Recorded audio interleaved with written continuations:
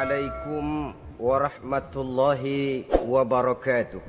Waalaikumsalam warahmatullahi wabarakatuh. Alhamdulillahillazi anzala al-Qur'an hudan linnasi wa bayyinatin minal huda wal furqan. Wassalatu wassalamu ala asyrafil anam wa ala alihi wa ashabihil kiram, amma ba'du. Saudara-saudara kaum muslimin rahimakumullah. Setiap penganut agama di dunia ini mempunyai sesuatu kitab yang dianggapnya sebagai kitab suci. Orang Hindu punya kitab Weda. Orang Buddha punya kitab Tripitaka. Yahudi mempunyai Taurat. Nasrani mempunyai Injil. Penganut Konghucu punya kitab Tao Te Ching. Orang Majusi punya kitab Zen Avesta. Orang kebatinan punya kitab Serat Centani, Hidayat Jati, Darmo Gandul, atau Gatoloco. Sementara kita umat Islam oleh Allah diberikan Al-Quranul Karim. Mengapa kita yakini Quran ini sebagai kitab suci? Pertama, ia bebas dari intervensi dan investasi manusiawi. Ia sepenuhnya, baik isi maupun redaksi, adalah produk dari Allah Subhanahu wa Ta'ala. Kita yakini Quran kitab suci karena sampai hari ini belum ada seorang pun yang sanggup membuat seperti itu. Suatu kitab hanya dinamakan suci kalau dia bersih dari investasi dan intervensi manusia. Al-Quran ini sejak turunnya 14 abad yang lalu telah menantang. Wa in kuntum fi raibim mimma nazzalna ala abdina fa'tu bi suratin min misli. Apabila kamu ragu-ragu terhadap kebenaran Quran yang kami turunkan kepada hamba kami Muhammad, atau kamu menyangka Quran itu cuma bikinan Muhammad saja, cobalah kamu buat satu surah saja semacam Al-Quran. Apabila kamu tidak mampu melakukannya seorang diri, wada'u syuhada'akum, ajak seluruh teman-temanmu. Sejak tantangan ini turun 14 abad yang lalu, sampai hari ini tidak seorang pun yang sanggup membuat satu surah saja semacam Al-Quranul Karim. Barangkali belum pernah ada yang coba-coba. Sudah. Di antaranya apa yang dilakukan oleh Musailamah Al-Kazzab. Dia mencoba membuat satu surah semacam Al-Quran yang kalimatnya sudah berbentuk bait-bait syair, tapi isinya jauh panggang daripada api. Yang kedua, kita yakini Quran sebagai kitab suci karena isi dan ajarannya sesuai dengan fitrah manusia. Suatu kitab dinamakan suci kalau ajarannya sejalan dengan fitrah manusia. Misalnya, manusia secara fitrah, kalau dia laki-laki, normal nafsu kepada perempuan, itu fitrah. Perempuan suka kepada laki-laki, itu fitrah. Kalau ada kitab suci, tapi melarang manusia untuk kawin, kesuciannya perlu diselidiki. Quran kitab suci sejalan dengan fitrah manusia, maka ia menganjurkan manusia yang mampu untuk melangsungkan perkawinan. Contoh lain, secara fitrah manusia perlu makan.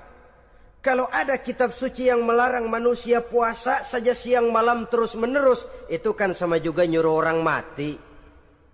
Quran sesuai dengan fitrah manusia, maka dalam Islam puasa wisol, puasa ngableng, apa itu istilahnya, puasa nyambung dari pagi sampai sore sampai malam sampai pagi lagi puasa terus, bukan saja tidak boleh, malah haram hukumnya. Kenapa? Itu bertentangan dengan fitrah manusia.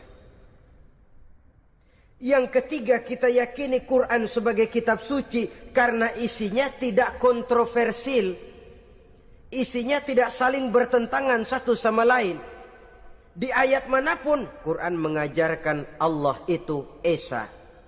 Satu kali dia berkata haram, dia akan tetap berkata haram. Isinya tidak kontroversial. Sebab kalau ada kitab suci, di satu pihak mengajarkan Tuhan Esa, di lain ayat mengajarkan Tuhan 3, di lain ayat lagi mengajarkan Tuhan 4, kitab kacau namanya. Bagaimana suatu kitab bernama suci kalau isinya kontroversial satu dengan lainnya? Dari 3 kriteria inilah kita yakini Quran sebagai kitab suci. Masalah yang akan kita bicarakan pada pertemuan kita kali ini, bagaimana sikap kita terhadap Al-Quranul Karim sebagai kitab suci. Berangkat dari sebuah hadis di mana Rasulullah sallallahu alaihi wasallam pernah memberikan tawaran. Beliau bersabda, "Man ja'ala al-Qur'ana amamahu qadahu ilal jannah, wa man ja'ala al-Qur'ana khalfahu saqahu ilan nar." Siapa yang menjadikan Quran sebagai imam, maka Quran akan membimbing dia ke dalam surga. Tetapi siapa yang menjadikan Quran sebagai makmum, maka Quran akan mendorong dia ke dalam neraka. Pilihan terserah kita. Siapa yang menjadikan Quran sebagai imam, ditempatkannya Al-Quran di depan, dia ikuti petunjuk dan ajaran Al-Quran, maka Quran akan membimbing dia ke surga. Surga dunia, lebih-lebih lagi surga akhirat. Tetapi sebaliknya, siapa yang menempatkan Quran di belakangnya, dia belakangi Al-Quran, dia belakangi perintah dan ajaran-ajaran Al-Quran, dia perturutkan hawa nafsunya dalam kehidupan ini, maka Quran akan mendorong dia ke dalam neraka. Ya, neraka dunia, lebih-lebih lagi neraka akhirat. Pilihan terserah kita. Saya mau tanya, kira-kira Quran dalam hidup kita jadi imam apa jadi makmum? Imam apa makmum? Kalau Quran jadi imam, artinya kita umat Islam jadi makmum. Resiko dan logika tentu. Makmum harus ngikuti imam. Imam takbir, makmum takbir. Imam ruku, makmum ruku. Imam sujud, makmum sujud. Imam tahiyat, makmum tahiyat. Itu namanya Quran jadi imam, kita jadi makmum. Artinya dalam terjemahannya pada kehidupan, kalau merah kata Quran, merah kita kata. Hijau kata Quran, hijau kita bilang. Ke barat kata Quran, ke barat kita pergi. Ke timur kata Quran, ke timur kita berangkat. Halal kata Quran, halal kata kita. Haram kata Quran, haram kita bilang. Itu Quran imam, kita makmum. Nyatanya kadang-kadang kontras. Nyatanya kadang-kadang paradok. Merah kata Quran, hijau dong kata kita. Halal kata Quran, remeng-remeng kata kita. Ke barat kata Quran, ke timur kita pergi. Dalam praktek kita mau jadi makmum, Quran kita suruh jadi imam. Kita sesuaikan Quran dengan selera kita. Mana-mana ayat yang menguntungkan, mana ayat yang sesuai dengan mau kita, itu yang kita baca kuat-kuat. Itu yang kita canangkan ke tengah masyarakat ramai. Tapi manakala Quran itu bertentangan dengan nafsu kita, bertentangan dengan gaya dan kepribadian kita, kita umpetin itu Quran. Kalau kita cuma umpetin lumayan, kadang-kadang kita tuduh Quran ketinggalan zaman. Kita anggap Quran tidak relevan lagi dengan situasi dan kondisi. Kalau sudah begitu, sudah menyeberang terlalu jauh namanya. Saudara-saudara kaum muslimin rahimakumullah.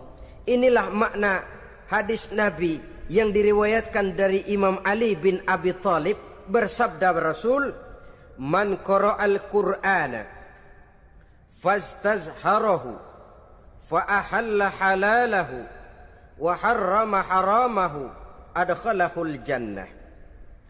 Barang siapa yang membaca Al-Quran lalu memperhatikannya, kemudian menghalalkan yang halal dan mengharamkan yang haram, maka Allah akan memasukkan orang itu ke dalam surga, ya surga dunia, ya surga akhirat. Apabila kita renungi hadis ini, maka untuk berimam kepada Al-Quran ada 3 jalan utama yang harus kita laksanakan. Pertama, dari kalimat man qara'al Qur'an, barang siapa yang membaca Al-Quran. Ini artinya siapa yang ingin menjadikan Quran sebagai imam di dalam kehidupan, jalan pertama yang harus ditempuhnya menanamkan kegemaran membaca Al-Quranul Karim. Al-Quran gharibun fima baina qaumin la yaqra'una. Quran akan jadi asing, Quran akan jadi aneh kalau terletak di tengah rumah orang Islam yang tidak suka membaca Al-Quranul Karim. Jadi langkah pertama, tanamkan kegemaran membaca Al-Quran. Saya tidak menyalahkan kalau remaja kita gandrung kepada Stevie Wonder. Baik kalau mereka senang kepada suara emasnya Michael Jackson atau suaranya Madonna. Tapi kalau sampai harus mengalahkan kecintaan mereka kepada membaca Al-Quran, ini ironi. Sebagai orang tua, kalau anak-anak kita buta huruf Latin, katanya menghambat pembangunan. Bahkan pemerintah saja menggalakkan bebas 3B itu. Buta aksara diantaranya, supaya rakyat bisa membaca huruf Latin. Kalau anak-anak kita buta huruf Latin, katanya menghambat pembangunan. Bagaimana kalau anak-anak kita buta huruf Quran? Jelas saja menghambat proses kesadaran dan kebangkitan dari dunia Islam itu sendiri. Satu contoh ringan.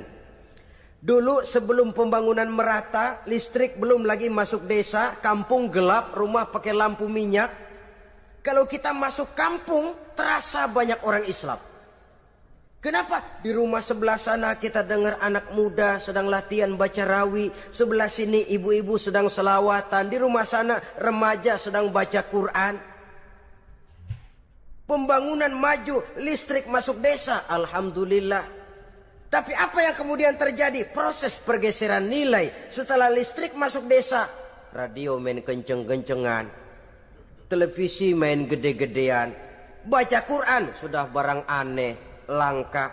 Tengoklah sekarang kalau kita masuk kampung, ada yang remaja sedang baca Quran, rasanya kok aneh, nggak umum. Sesuatu yang baik malah menjadi nilai-nilai keanehan. Saudara-saudara kaum muslimin rahimakumullah, tanamkan kegemaran membaca. Dalam satu hadis Nabi pesan, nawiru buyutakum bitilawatil Quran, sinari rumah tanggamu dengan bacaan Quran. Sebab listrik ini cuma bisa menerangi gelap, tapi tidak akan sanggup menerangi hati manusia. Quran produk Allah dibaca dalam segala keadaan tepat dan pantas. Lihat saja, orang sedih baca Quran terhibur. Orang gembira baca Quran tidak lupa diri. Di rumah mewah ada yang baca Quran, bagus. Di gubuk reot di pinggir kali ada yang baca Quran, cocok. Orang kawin dibacakan Quran, bagus. Orang mati dibacakan Quran, tidak jelek. Dalam segala keadaan, in all season, bahasa kerennya, dia pantas dibaca. Saudara-saudara, bahkan orang sakit gigi pun kalau dengar baca Quran tidak marah. Coba lihat. Dia senang benar lagu Michael Jackson, tapi giliran sakit gigi, coba setelin lagu Michael Jackson kalau nggak mencah-mencah. Kamu gila apa nggak tahu saya lagi sakit gigi, tapi coba bacakan Quran. Dia pasti tidak marah. Begitu besar daya pengaruhnya. Bahkan Abu Jahal sama Abu Lahab pernah rapat. Kata Abu Jahal sama Abu Lahab, Mas Lahab, gini loh mas. Kenapa? Ini saya pikir-pikir salah satu yang menyebabkan kenapa saudara kita banyak ikut ajaran Muhammad. Mereka kalau sudah dengar bacaan Quran terpesona. Jadi kita blokir saja. Caranya gimana? Kasih pengumuman kepada Quraisy, jangan sekali-kali mau dengerin Muhammad baca Quran. Kamu juga jangan. Dan kamu, saya pun begitu. Mari kita janji, tidak mau dengar bacaan Quran. Salaman, pulang ke rumah masing-masing. Dapat 1 hari tahan, 2 hari bertahan, 3 hari, seminggu ke atas, Abu Jahal mulai ada semacam rindu, kangen, pengen dengar ayat Quran. Karena secara pribadi dia mengakui keindahan gaya bahasanya jauh lebih tinggi dari kemampuan penyair Quraisy. Isi ajarannya sangat dalam dan menyentuh segi-segi kehidupan manusia. Gak tahan Abu Jahal, kayak dikilikin hatinya. Keluar rumah mindik-mindik, ngumpet-ngumpet, ngempet di rumah Nabi, pengen dengar Nabi baca Quran. Rupanya Abu Lahab sama. Pikir Abu Jahal, Abu Lahab gak bakalan keluar. Abu Lahab berpikir, Jahal pasti di rumah. Dua-duanya bareng berangkat ke rumah Nabi. Cuma yang satu dari sebelah barat, yang satu dari sebelah timur. Ngempet, ketemu di sudut, sama-sama kaget. Jahal, loh kamu Lahab? Iya, kamu ngapain? Lah kamu ngapain? Akhirnya sama-sama malu, sama-sama tidak bisa menahan diri, akhirnya sama-sama ngakuin. Bagaimanapun kita harus akui bahwa Al-Quran ini mengandung daya pesona yang sangat luar biasa. Itu dari segi bacaan. Belum lagi dari segi ajaran, belum lagi dari segi isi. Tanamkan kegemaran membaca Al-Quran.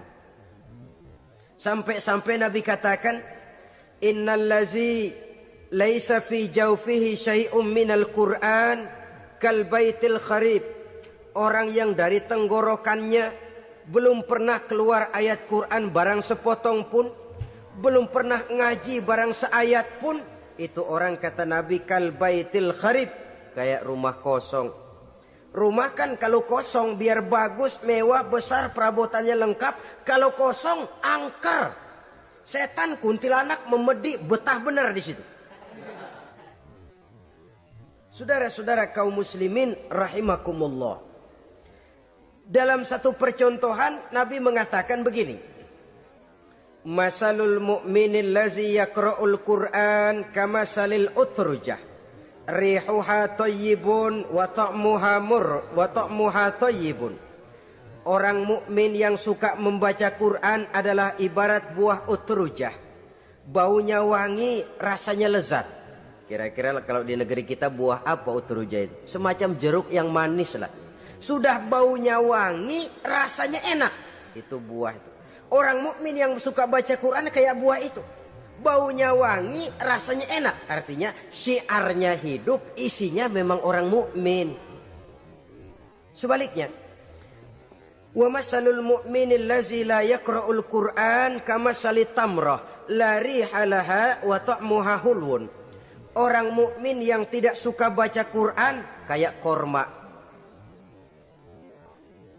Rasanya emang manis, cuman kagak ada baunya. Artinya apa? Syiarnya kurang.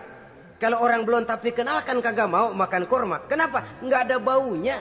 Daya tariknya kurang walaupun rasanya enak. Kalau daya tariknya nggak ada, kan nggak ada iklannya, tidak ada syiarnya. Itu orang mukmin yang tidak suka membaca Quran. Ibarat buah, nggak ada baunya walaupun rasanya enak. Orang kurang tergerak, kurang syiar, kurang daya tarik. Sebaliknya, wa masalul munafiq allazi yaqra'ul Qur'an kamasalir raihanah rihuha thayyibun wa ta'muha murrun.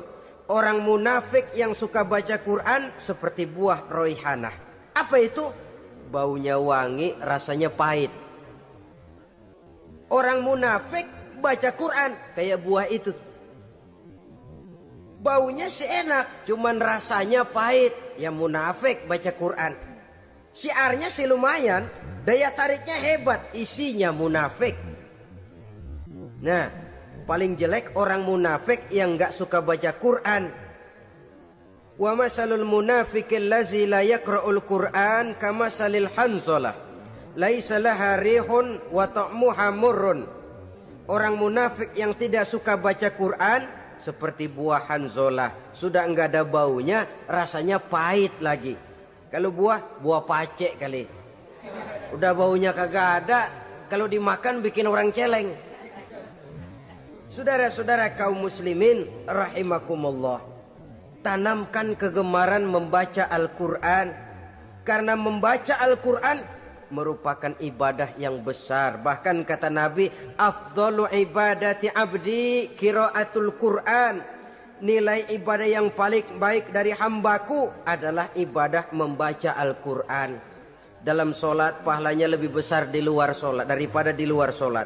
Dengan wudu pahalanya lebih besar daripada tanpa wudu. Mengerti pahalanya lebih besar daripada tidak mengerti. Tapi tidak mengerti pun jangankan membaca, mendengar saja orang baca Quran dengan baik sudah didoakan untuk mendapat rahmat. Berpahala mendengar bacaan Al-Quran walaupun tidak mengerti. Apalagi membaca sendiri, apalagi mengerti apa yang kita baca, tentu pahala itu akan jauh lebih besar. Ini yang pertama, tanamkan kegemaran membaca Al-Quranul Karim. Yang kedua, dalam hadis tadi, fastazharohu, man qara'al Qur'ana fastazharohu, siapa yang membaca Al-Quran kemudian memperhatikannya. Jadi kalau kita mau berimam kepada Al-Quran, setelah menanamkan kegemaran membaca, yang kedua perhatikan, pahami isinya. Jangan seperti monyet pakai mahkota, ketawa girang, cengengesan, tapi dia tidak tahu arti kebesaran mahkota yang disandangnya itu. Bangga dengan Al-Quran tapi apa kandungannya kita tidak mengerti. Untuk memahami Al-Quran ini caranya bagaimana? Tentu mudah saja. Seperti contoh, kalau kita ingin mengerti caranya bikin tahu, jangan bertanya kepada montir mobil. Montir mobil ahli betul urusan mesin, tapi kalau urusan tahu, tanya dong tukang tahu. Untuk mengerti rahasia dan seluk-beluk Al-Quran, kita harus bertanya kepada orang yang memahami seluk-beluk Al-Quran. Para ulama, para kiai, para ustadz, yang kita tahu kualitas keilmuannya, kita yakini loyalitas dan integritasnya kepada Islam ini. Kenapa? Ayat-ayat Quran itu elastis. Dia dibawa kemana saja mau. Ditafsirkan menurut kemauan orang bisa. Paling celaka kalau yang belajar tidak punya dasar, yang mengajar punya maksud lain. Sesat dan menyesatkan.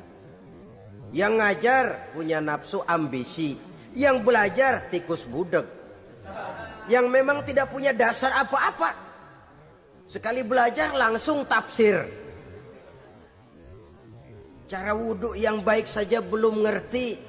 Cara ruku dan sujud yang baik saja belum bisa. Yang membatalkan sholat apa ndak bisa, ndak ngerti. Sekali langsung. Udah, supaya kita langsung saja belajar langsung Al-Quranul Karim.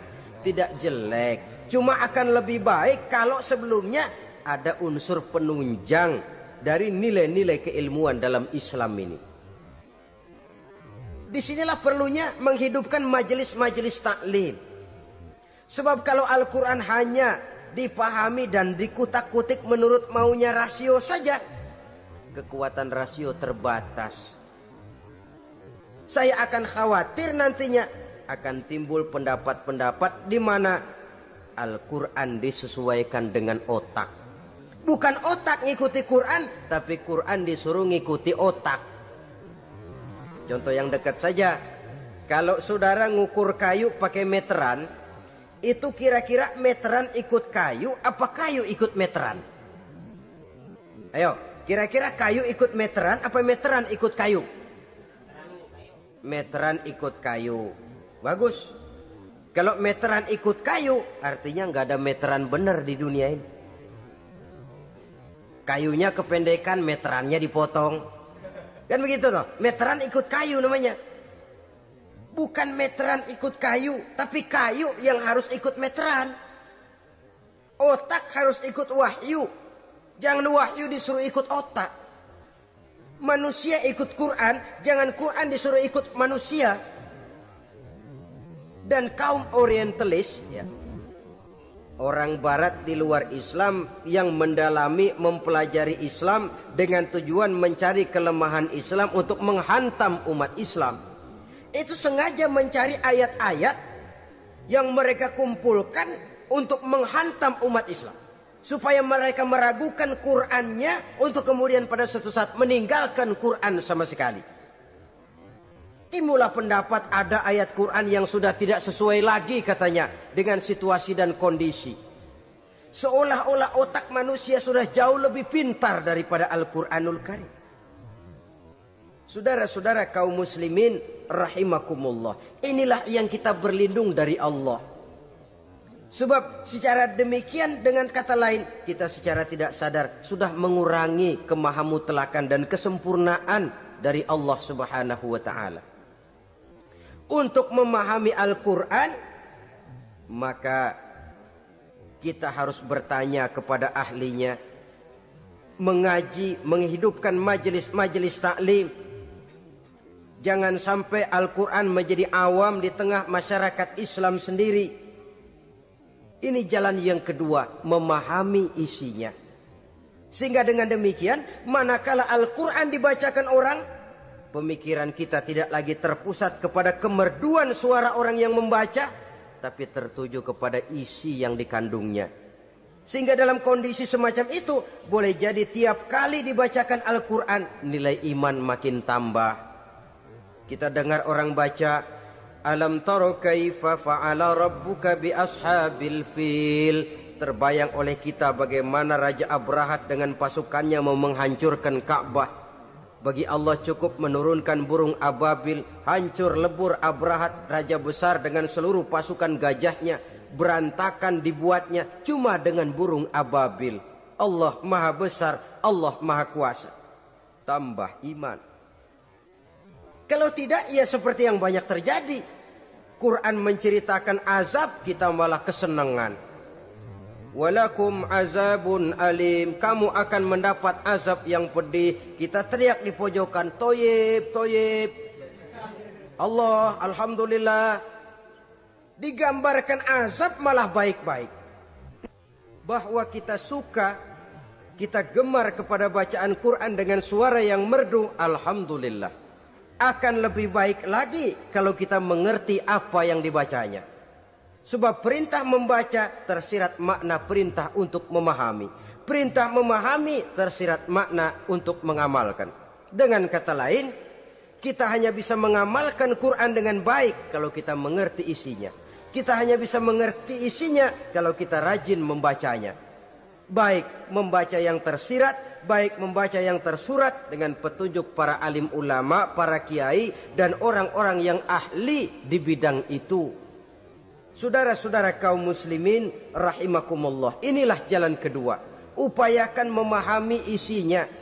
Hidupkan kajian-kajian agama, hidupkan majelis-majelis taklim. Jangan sampai Al-Quran asing di hati kita sendiri. Jangan sampai kita awam terhadap makna kandungan dan ajaran Al-Quran, sementara kita yakini bahwa dialah yang akan bisa membimbing kita menuju kebahagiaan sejak dari dunia sampai ke akhirat nanti. Jalan ketiga untuk berimam kepada Al-Quran, setelah menanamkan kegemaran membaca lalu berupaya memahami isinya, yang ketiga adalah mengamalkannya dalam kehidupan sesuai dengan kemampuan yang kita miliki. Quran tidak akan membawa berkah kalau ajaran yang terkandung di dalamnya kita baca, tapi kemudian kita injak-injak dalam praktek kehidupan. Quran mengatakan riba haram, tapi praktek kita dalam hidup malah senang betul kepada riba. Quran mengajarkan jagalah kesatuan persatuan dan ukhuwah Islamiyah.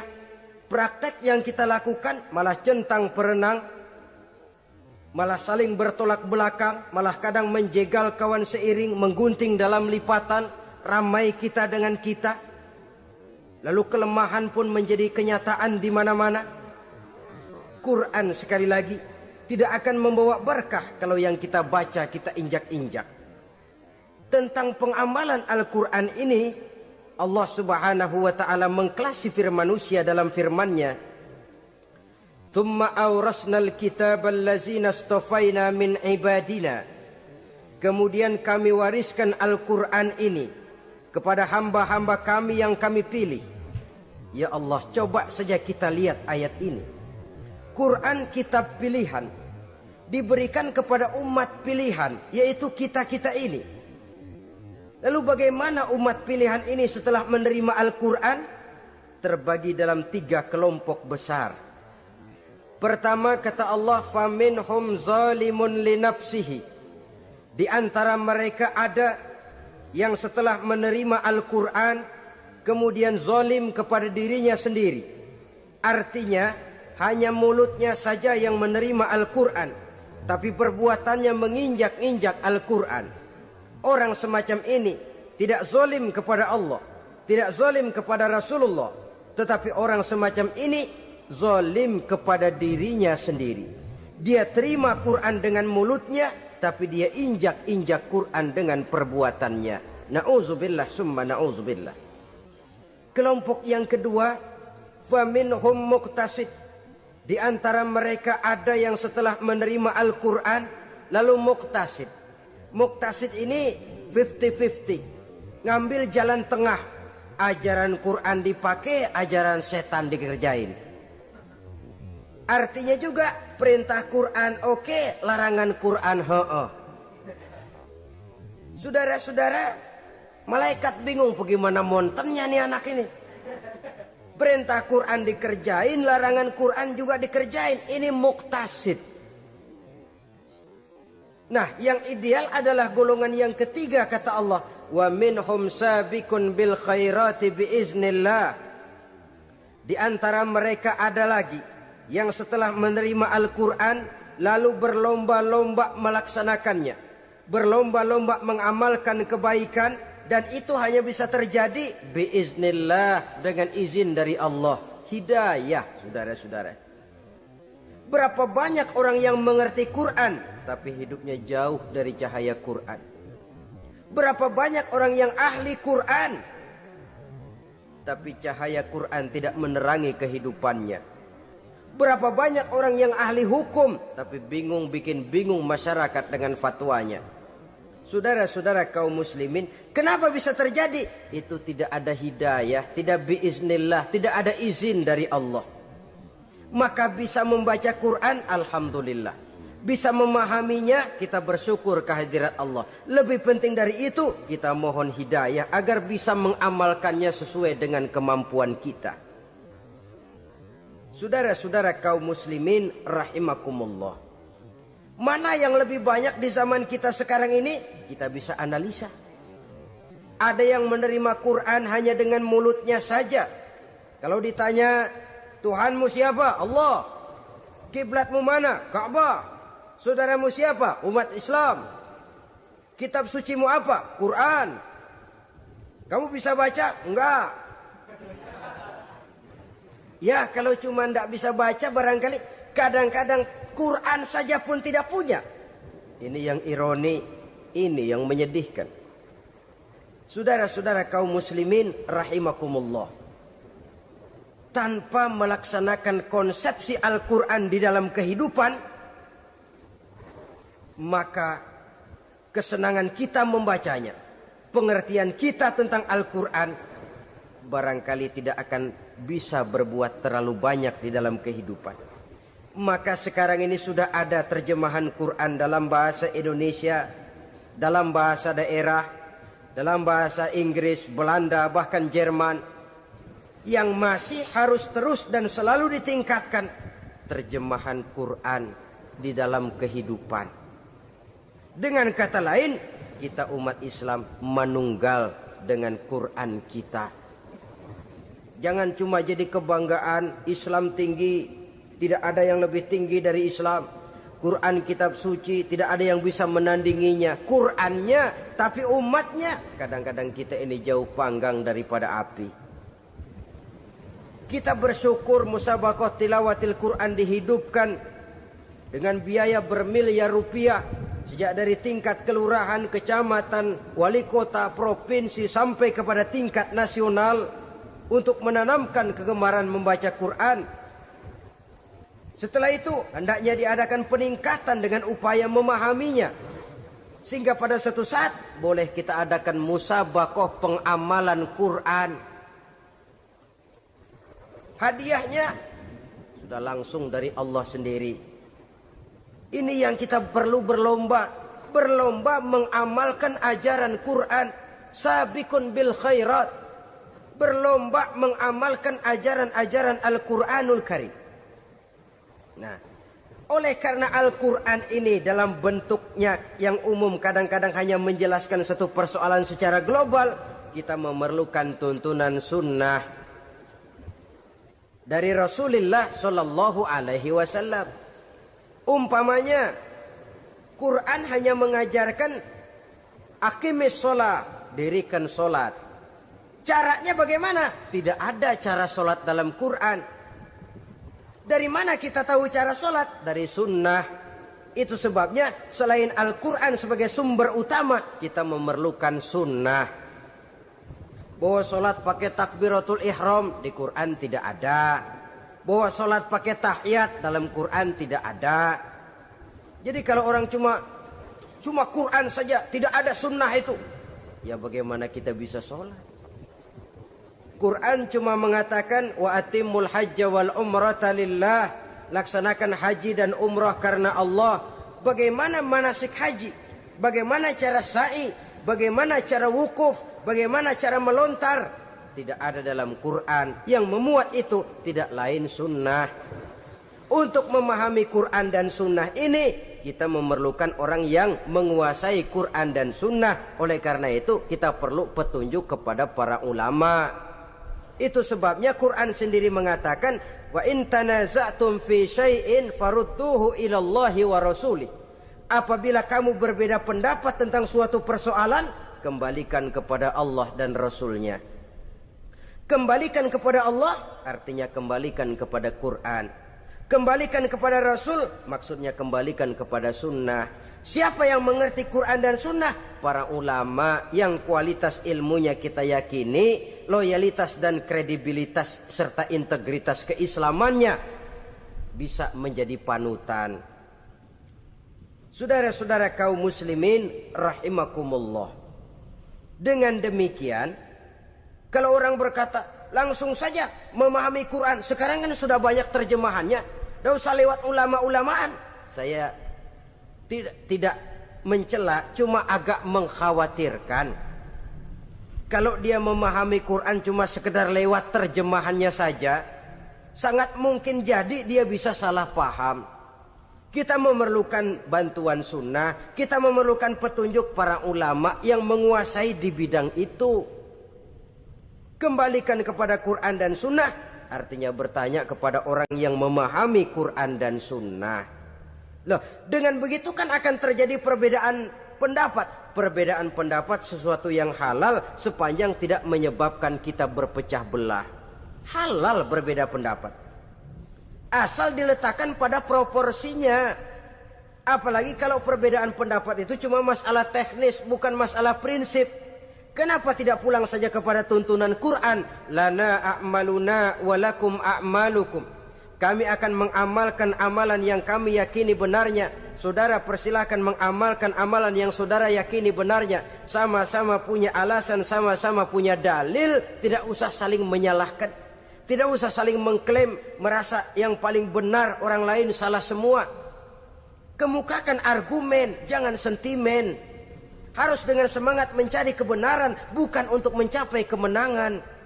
Kalau sentimen lebih penting dari argumen, kalau kemenangan lebih diutamakan dari mencari kebenaran, yang berlaku kadang-kadang gengsi. Kalau sudah gengsi, yang bicara emosi. Kalau sudah emosi, istilah kita di kampung ngambek. Gedean ilmunya sama ambeknya. Kadang-kadang, dah saya kalau nggak jadi imam nggak mau sembahyang di situ. Kalau nggak jadi imam, orang lain dianggapnya kagak sah sembahyangnya. Oh, pokoknya kalau nggak ngaji sama saya Islamnya kurang benar. Mengklaim. Perbedaan pendapat wajar, halal, asal tidak menyebabkan kita berpecah belah. Dan sewajarnya kita lebih berusaha mencari titik pertemuan, memperbesar persamaan, dan bukan mengutak-ngutik perbedaan. Kadang-kadang inilah penyakit kita nih. Satu kunut, satu tidak sembahyang subuhnya, bisa RT. Satu usoli, satu tidak, bisa RW. Satu azan sekali Jumatan, satu dua kali bikin masjid lagi. Kenapa bukan persamaannya yang dicari? Kenapa justru perbedaannya yang diperbesar? Yang masalah macam ini sampai kiamat tidak pernah selesai. Kan lebih baik kalau kita ditanya orang, Pak, sholat subuh itu pakai kunut apa tidak sih? Kalau saya pakai. Kalau yang tidak pakai kunut bagaimana Pak? Betul, kata yang tidak pakai. Jadi yang pakai kunut betul, betul karena saya pakai kunut. Yang tidak juga betul, betul kata yang tidak pakai. Kalau yang kunut betul, yang tidak kunut betul, lalu yang salah yang mana Pak? Yang salah yang subuh nggak sembahyang. Lebih objektif, proyek garapannya ada, umat tidak berpecah belah. Ini yang konyol, kadang-kadang khutbah Jumat pakai membongkar khilafiyah, menghantam tahlil, menghantam kunut. Selesai sembahyang Jumat, apa yang terjadi? Umat resah, masyarakat gelisah, polemik timbul, masalah tidak terselesaikan. Orang jadi khotib itu raja dalam mimbar Jumat, siapa yang mau bantah dia? Kalau memang mau buka itu persoalan khilafiyah, buka dalam forum khusus. Adakan pengajian, jelaskan masalahnya secara luas, mendasar. Jangan mengklaim dan memponis. Berikan kebebasan kepada umat untuk menilai. Masalahnya selesai, yang tidak puas bisa bertanya. Saudara-saudara, sudah lewat masanya kita meributkan soal itu. Sudah datang waktunya di mana kita lebih mementingkan dan membicarakan masalah-masalah yang lebih mendesak dihadapi oleh umat. Kemiskinan misalnya, kebodohan misalnya, keterbelakangan umpamanya.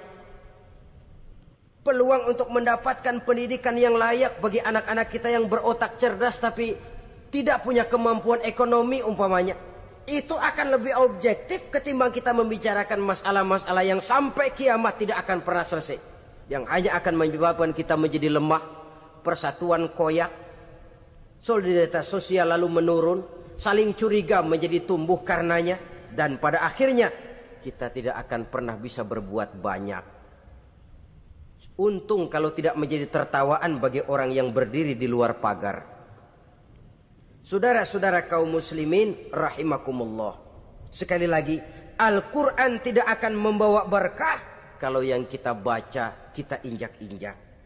Oleh karenanya, untuk berimam kepada Quran ini, sekali lagi pertama, tanamkan kegemaran membaca.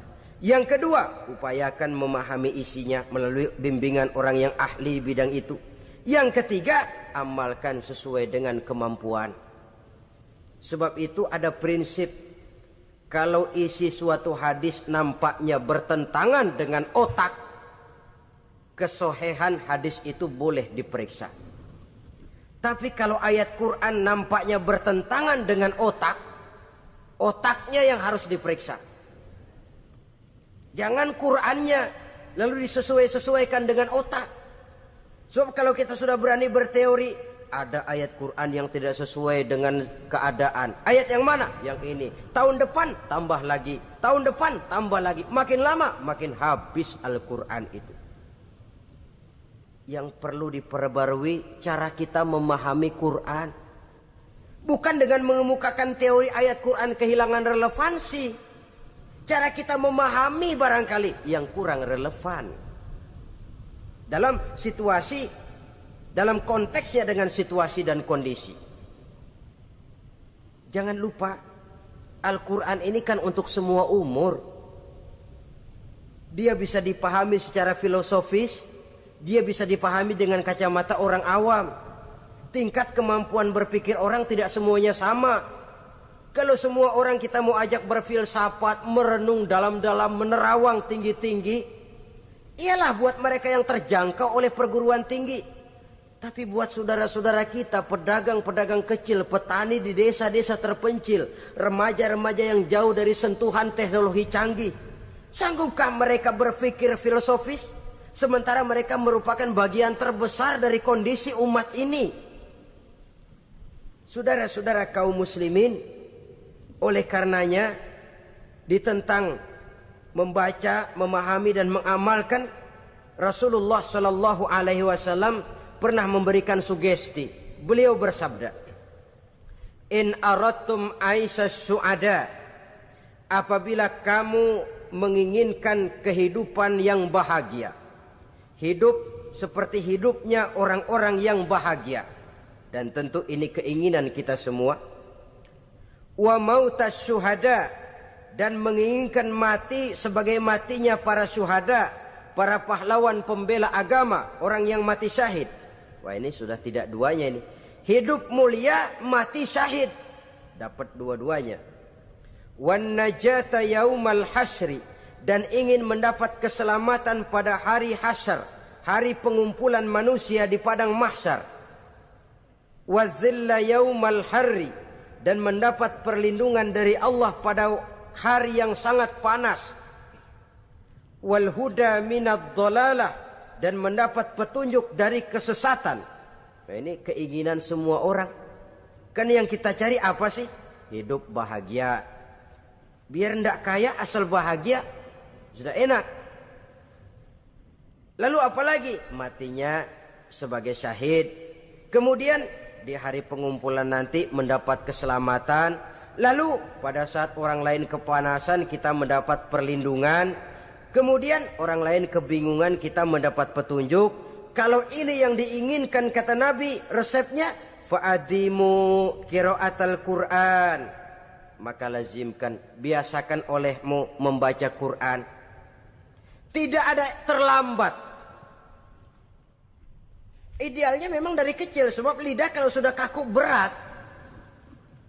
Disuruh baca innallaha laghaniyun hamid, lidahnya berat. Innallaha lampuniyun hamid, lampuniyun. Laghaniyun jadi lampuniyun. Lidah itu kalau sudah berat ya memang berat. Disuruh baca ya bani Israel, lidahnya berat. Ya bini Siroil gitu. Jadi ya bini Siroil. Saudara-saudara, idealnya memang dibiasakan dari kecil supaya lidah itu ringan. Kalau tidak ada istilah terlambat. Saya malu pak belajar alif-alifan udah gede. Ya jangan alif-alifan, alif beneran. Alif-alifan kapan bisanya? Alif beneran yang dipelajari. Tidak ada istilah terlambat, tidak ada istilah malu untuk belajar Al-Quran ini. Saudara-saudara kaum muslimin rahimakumullah. Ini sugesti untuk menanamkan kegemaran membaca. Lalu sugesti untuk memahaminya, tentu banyak ayat, banyak hadis. Mengapa tidak di antara kamu sekelompok orang yang berangkat untuk memperdalam, memahami agama? Falaula nafaro min kulli firqatin minhum ta'ifatun liyatafaqahu fid din. Di tengah kelompok orang yang berangkat belajar teknologi canggih, di tengah grup orang yang mendalami ekonomi, di tengah kelompok orang yang membidangi hukum, di tengah kelompok orang yang sibuk meneliti ilmu-ilmu kedokteran, mengapa tidak ada kelompok orang yang secara takhasus liyatafaqahu fid din, mendalami agama ini, mendalami Quran ini? Harus ada. Lalu sugesti untuk mengamalkan Al-Quran kelihatan dari peringatan Allah yang kita bisa temukan pada surah Toha ayat 124 sampai dengan 127. Wa man a'rada an zikri, barang siapa yang berpaling dari peringatanku, kata Allah. Barang siapa yang berpaling dari Al-Quran ini, dia terima Al-Quran, dia imani Quran, tapi dia berpaling dari ajarannya, dia injak-injak apa yang seharusnya dia amalkan, dia perturutkan hawa nafsunya, maka kata Allah, fa inna lahu ma'isyatan dhanka, dia akan diberikan satu penghidupan yang sempit. Inna lillahi wa inna ilaihi raji'un. Diberikan hidup yang sempit. Kalau hidup sudah terasa sempit, bagaimanapun luasnya rumah, sempit. Kalau hidup sudah terasa sempit, bagaimanapun banyaknya harta, sumpek. Kalau sudah hidup ini terasa sempit, bagaimanapun luasnya pergaulan, tidak ada tempat kita bertanya, melarikan persoalan, membagi rasa. Siapa yang berpaling dari Quran, dia akan diberikan penghidupan yang sempit. Bukan dagangnya tidak untung, bukan kerjanya tidak digaji, tapi kesempitan hati lebih bahaya loh dari kesempitan ekonomi. Itu di dunia. Di akhirat, wa nahsyuruhu yaumal qiyamati a'ma. Di akhirat nanti dia akan dikumpulkan oleh Allah dalam keadaan buta. Ya Allah, ya Rasul. Padahal ke akhirat kita baru tumben. Sekali ke akhirat buta. Masya Allah. Di tempat kita lahir saja, kalau tadinya kita melihat, tahu-tahu menjadi buta, kita bingung. Padahal jalan sudah pernah kita lihat, arah sudah pernah kita tahu. Bagaimana di padang mahsyar nanti? Kemana jalan yang akan ditempuh? Kepada siapa kita hendak bertanya? Mana teman, mana istri, mana anak? Buta pula kita. Satu kesengsaraan yang merupakan puncak kesengsaraan. Dikala itu orang yang semacam tadi protes. Rabbi, lima hasyartani a'ma wa qad kuntu basira. Wahai Allah, kenapa hari ini saya dikumpulkan dalam keadaan buta? Padahal ketika di dunia dulu saya melihat, saya menyaksikan gunung yang menjulang tinggi ke angkasa. Saya melihat lautan yang luas terhampar biru membentang. Saya saksikan tanah, sawah luas menguning. Saya saksikan keindahan alam. Di dunia saya melihat Allah. Kenapa sekarang saya dikumpulkan dalam keadaan begini? Protes dia, tidak terima dia. Allah jawab, kadzalika atatka ayatuna fanasitaha. Kata Allah, begitulah memang. Dahulunya waktu di dunia telah datang ayat-ayat kami kepadamu. Telah turun Al-Quran, telah datang agama, fanasitaha, tapi kamu lupakan dia. Kamu lupakan Quran, kamu lupakan Islam. Datang ayat, turun Quran, turun agama, kamu belaga pilon, kamu belaga enggak tahu. Wa kadzalikal yauma tunsa, maka hari ini pun begitulah kamu dilupakan. Sebagaimana dulu waktu di dunia kamu telah melupakan ayat-ayatku, melupakan kitabku, melupakan ajaran-ajaranku. Hari ini kamu pun dilupakan. Seolah-olah Tuhan cuma nggak bilang, mereka protes, Tuhan kenapa saya buta padahal di dunia saya ngeliat. Kata Tuhan, kalau bahasa kita, lu rasain. Lu sih kenapa dulu di dunia pura-pura nggak lihat. Kenapa waktu di dunia pura-pura nggak tahu. Kenapa waktu di dunia kamu lupakan Quran, maka hari ini pun engkau kami lupakan. Wa kadzalikal yauma tunsa wa kadzalika najzi man asrafa wa lam yu'min bi ayati rabbih wal azabul akhirati asyaddu wa abqa. Demikianlah kami membalas orang yang berlebih-lebihan, orang yang melampaui batas dan tidak mau beriman kepada ayat-ayat Tuhannya. Dan sungguh siksa akhirat itu lebih dahsyat dan lebih kekal. Siksa dunia mungkin kelaparan, kekurangan ekonomi, kekurangan pakaian. Tapi berapa hari paling lama seumur manusia? 70 tahun umur kita. Ya paling lama begitulah. Tapi siksa akhirat, kesengsaraan akhirat, kesengsaraan neraka, asyaddu wa abqa, lebih dahsyat dan lebih kekal. Di zaman sekarang orang bukan cuma berbuat potong kompas, berpikir pun potong kompas, berpikir pun ngambil jalan pintas. Dia lebih memilih kesenangan yang sedikit dengan mengorbankan kesenangan yang abadi. Dia mengejar surga yang sebentar dengan menghancurkan surga yang kekal. Dicarinya surga dunia, hidup cukup, rumah bagus, makan bagus, pakaian bagus, istri bagus, dengan menghalalkan segala macam cara, berpaling daripada kehidupan agama, lalu menginjak-injak Al-Quranul Karim. Kita berlindung kepada Allah.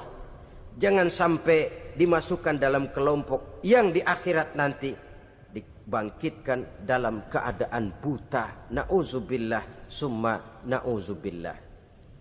Di sini kita terkesan dengan apa yang dikatakan Sayyid Muhammad Abduh. Al-Islam mahjubun bil muslimin. Kebesaran Islam kadang-kadang tertutup oleh tingkah laku umat Islam sendiri. Keluhuran dan kesempurnaan Al-Quran tertutup oleh kebodohan umat Islam. Sedangkan untuk mengungkapkan rahasia Al-Quran ini diperlukan keahlian yang kompleks.